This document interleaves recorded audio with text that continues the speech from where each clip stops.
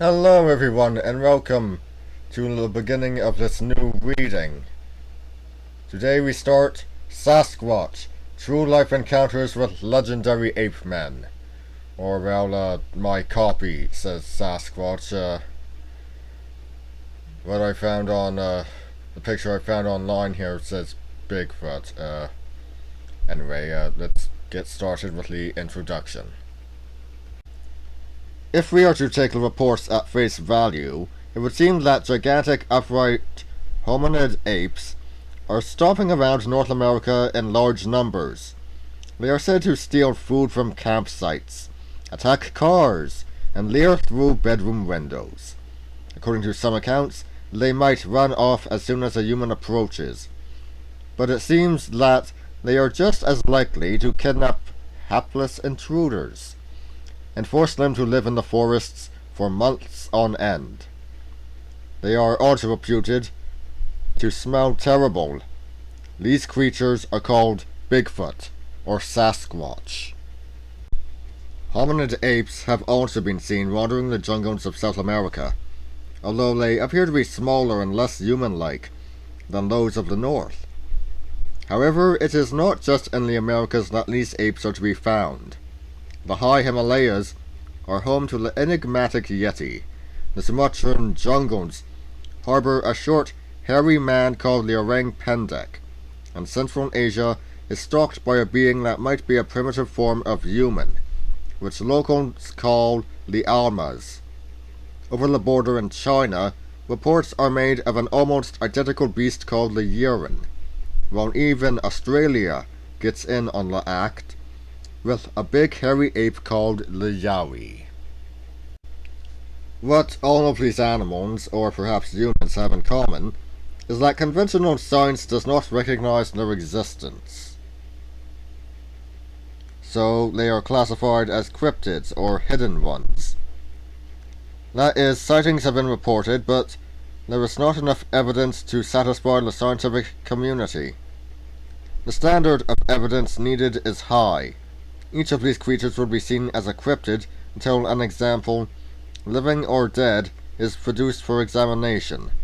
However, if a suitable example, or type of specimen, to use the scientific term, were produced, the beast would be accepted as a known animal.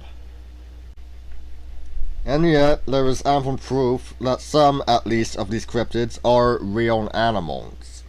The existence of the Sasquatch is supported by an impressive mass of evidence, and the quality of some of it is very convincing. However, it must be admitted that the remaining evidence can be of poor quality. In some instances, it has even been falsified by hoaxers. A smaller amount of evidence points to the existence of the other man-beast cryptids, but what there is can be extremely persuasive. Even so, most scientists refuse to accept the reality of these beasts. The purpose of this book is to study and review the evidence for the existence of these cryptid, man-like or ape-like creatures, but before launching into the hunt for the unknown, it is as well to deal with a few general points and principles. First, it is important to be clear that a great many cryptids have been accepted as known animals by the scientific world.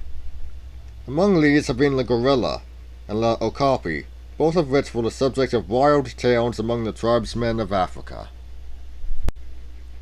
These tales were widely discounted by European scientists, and the creatures were written off as fabulous. But when a type specimen was produced, the scientific world rapidly accepted the reality of the beasts, and set off to investigate them thoroughly. Those days are not yet over.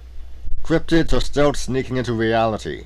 Around 20 new species of mammals alone have been accepted by science every year since the mid-1990s.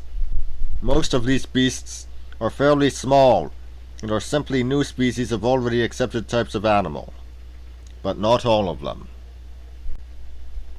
People living in the Vietnamese forests have for years been telling Europeans about a large antelope-like creature, that is very rare, very shy, and lives in the dense mountain forests of the Nguyen and Han Tin provinces. Nobody took the town seriously until 1992, when a zoologist was handed a pair of horns that he could not identify. Such hard evidence demanded further investigation, so an expedition was organized and sent into the mountains. Within a very short time, the members of the party had been shown one of the mystery creatures by local huntsmen. The saola has been accepted as a known animal ever since. There are thought to be only a few hundred of them browsing on leaves in the forests, but whether the animal is part of the bovine species or is a type of antelope or goat remains unclear. The fact that such a large animal could live unknown to science came as something of a surprise to many people. It indicates that it is possible for large animals to hide from science with surprising ease given the right conditions. Many people who are engaged in the hunt for cryptids, they are generally known as cryptozoologists, can feel resentment towards the scientific establishment as a whole, and some individual scientists in particular. There is a feeling that scientists have deliberately closed their minds to the possible existence of cryptid hominoids. Any evidence put forward is dismissed as mistaken or a hoax, sometimes after no more than a cursory examination. Some scientists seem determined to prove that such cryptids do not exist, to the extent that several have been accused of willfully misinterpreting data to back up their stance. In some instances, such criticism is no doubt justified, but to be fair to scientists as a whole, it must be acknowledged that they often work under constraints. The scientists working in areas most closely related to cryptid hominoids are zoologists studying primates. They might spend much of their time teaching students and making papers, and any time that they devote to research must be funded by universities or public bodies of one kind or another. Research funding is much in demand. It is generally only awarded to projects that are put forward by scientists who are already experienced in the field, and so have a reasonable chance of producing a significant result. It also helps if the research project includes something that is currently fashionable in the academic world, a prime example being climate change in the years after 2005. Sasquatch, Yetis, and the like simply do not fit into this pattern. The study of these creatures is not supported by a mass of pre-existing data. It does not offer a good chance of significant result, and it is not promoted by scientists already highly experienced in the field of cryptid hominoids, because there aren't any. Above all, this field is not fashionable in the way that climate change is. So the chances of any scientist getting research backing are practically nil. Some scientists who have chosen to devote some of their time to cryptids have been instructed by their employers to drop the subject and spend their time studying something more likely to produce a positive result. Scientists are only human in that they often have families to support, and so, understandably, do not want to fall foul of their employers. That said, a growing number of scientists are willing to devote much of their spare time to looking into cryptid hominoids, because they are prepared to analyze evidence collected by field researchers who are inevitably not professional scientists. They have produced a body of evidence that something is living out there. At the same time, they have also successfully identified hoaxes and misidentification. It can be surprisingly easy to misidentify something, particularly if it is a living creature seen only fleetingly in poor light conditions. In July 1978, three 12-year-old boys reported meeting a human-like animal near Otterson in Iowa. They were walking back from school when they saw the creature standing upright in a cornfield. It was, they said, 5 feet tall. It had deep-set eyes, and it was covered in brown fur. As the startled boys stood watching, the being watched them back. When they began to retreat, the beast dropped down on all fours and shook its head, and then it moved off to investigate some trash bins. The boys fled, but looking back, they saw the thing rummaging for food, sometimes on 4 feet and sometimes on 2. The creature was identified as a Bigfoot. However, its appearance, behavior, and way of moving sounds very much like that of a bear. It is much more likely that the creature was a bear, and that the boys mistook what they saw. In 1988, a strange animal was found dead on a highway in Florida. Those who saw it were convinced it was a cougar. This caused some excitement, because the cougar has been extinct in Florida for generations, although there have been reports of a distinct species of cougar in the eastern United States. The body was studied, but it turned out to be that of a large, tawny-colored domestic dog that had become bloated as decomposition had set in with the Florida heat. There have also been hoaxes.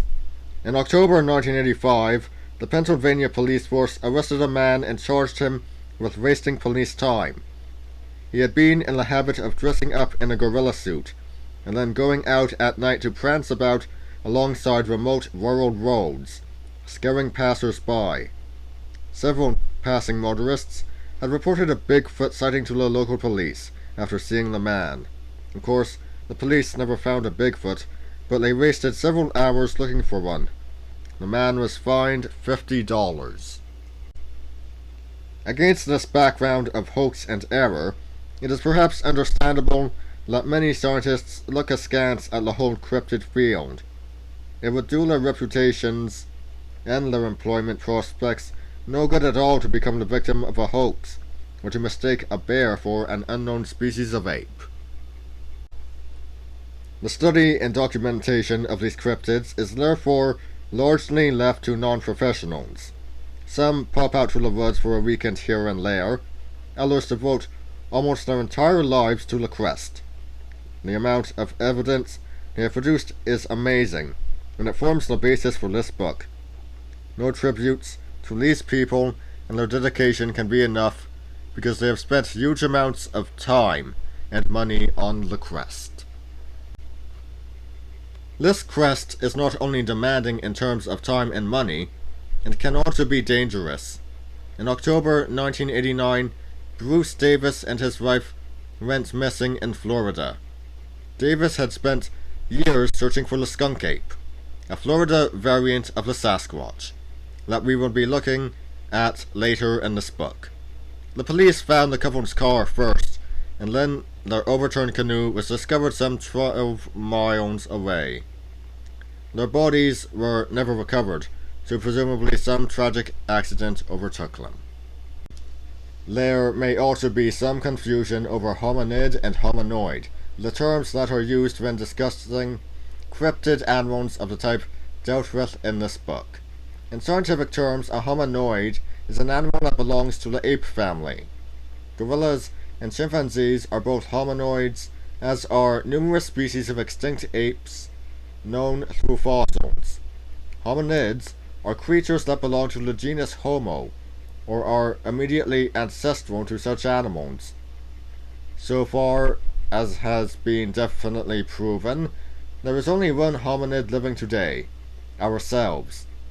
Numerous extinct hominids are known from fossils, but these remains are frequently only partial, and there is much controversy about how the different fossil hominids are related to each other and to modern humans. Finally, I should explain why the names of these cryptid beasts are capitalized. For instance, the Australian cryptid hominoid is the Yowie, not the Yowie. The system was developed by Richard Greenwell in 1986 when he was editor of the Journal of the International Society of Cryptozoology. The problem was that some cryptids were known to locals and to cryptozoologists by a variety of names. To bring order to the confusion, Greenwell decided that any local or informal names for a cryptid should be given in italics, while the most widely used name for that animal among cryptozoologists should be in Roman type, but take a capital letter. However, if the cryptid became accepted, it should adopt its cryptozoological name in lowercase Roman type.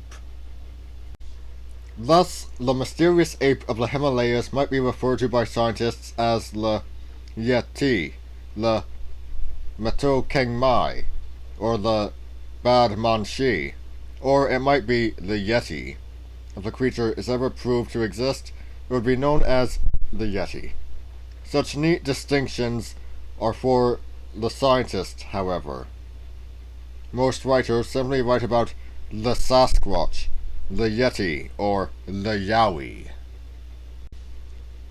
It is to be hoped that before long even scientists will be writing about the Sasquatch, not the Sasquatch, the Yeti, not the Yeti, the Orang Pendek, not the Orang Pendek, and perhaps even the Yowie, not the Yowie. Very interesting, but I think the bit on capitalization might have been lost with what is basically audiobook format. Anyway, that's all for today. I'll see you next time. See ya!